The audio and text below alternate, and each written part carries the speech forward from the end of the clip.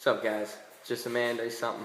Uh, Something the Lord's put on my heart this morning is something I heard a pastor teaching about this morning, which was on prayer. I know we here in our American culture really like to focus on the passage where Jesus says, Abba Father. You know, it was really profound when he said that, you know, to call the creator of the universe our Abba, our daddy. That is profound, you know, and we do have that relationship with him as his children. You know, I would never deny that or discourage the fact that you should regard God as your daddy. What is it, Matthew 23, where it says that we're to call no man on earth our father except for our Father in heaven. You know, he's our true Father, and which anyway, we won't get into that, but yeah, God is our Father. You know, you should regard no man in your heart as your father except for God. God is our Father, and so like I said, I'm not discouraging that, but I do want to touch on something else that is very biblical, something that's not addressed. It is Ecclesiastes chapter 5, which is also supported by Jesus in Matthew, where he's talking about, you know, the Pharisees when they would go before the Lord, or they would pray, they would use all these many words and try to seem lofty or excellent, you know, and it says not to be so. It says dreams and business dreams come with many businesses, you know, a lot of busyness, and what is it? Dreams come with a lot of busyness. I'm going off memory here. Dreams come with a lot of busyness, and so does a fool's words. You know, a fool is going to run his mouth and say all this stuff when he comes before the Lord, but really it's just not needed. The Lord knows your heart. He just likes to hear your voice, you know.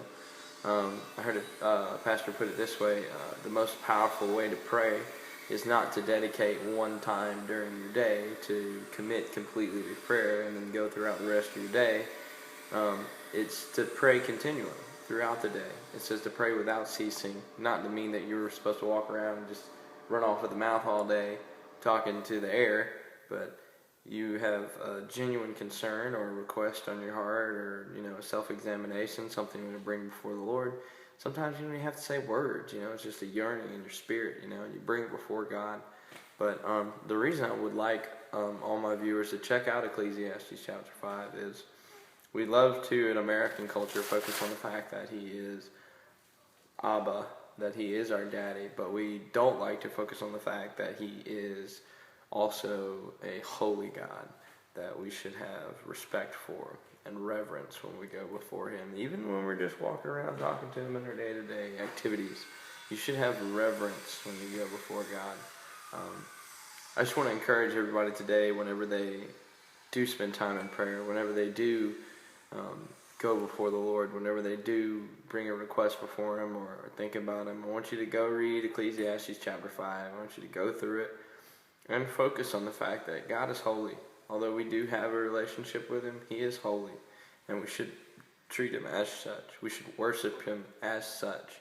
We should respect him as such. We should, you know what I'm saying? It makes it more intense, you know what I mean? For me, anyway, in my relationship with him, when I'm thinking, okay, I'm working to honor the Lord, it means more to me when I focus on him, not just as my Father, but also as a holy God, you know.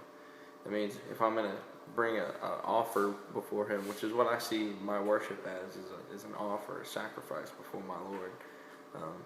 My work or my wail of my wife or whatever, you know, it's more intense when you focus on both aspects.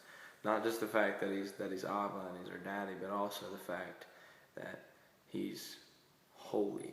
And the reason that it kind of brings it full circle is, I don't know if you guys, you know, my mom used to say it all the time, it's easy to screw over your parents or to hurt your parents because you know they'll always be there, you know. Especially, I don't know if any of you guys were ever stupid teenagers like I was, but you take advantage of your parents' love. I know I did, anyway. I can't speak for you, but I know I did.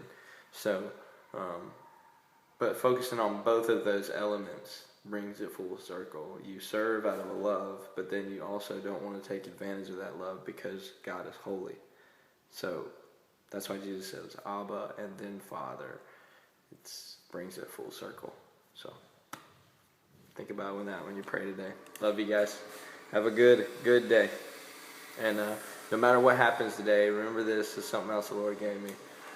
There's no such thing as a bad day, because every day is the day that the Lord made. You can have rough days, you can have trialing days, but never a bad day, because the Lord made today. So keep that on your mind. Love you guys.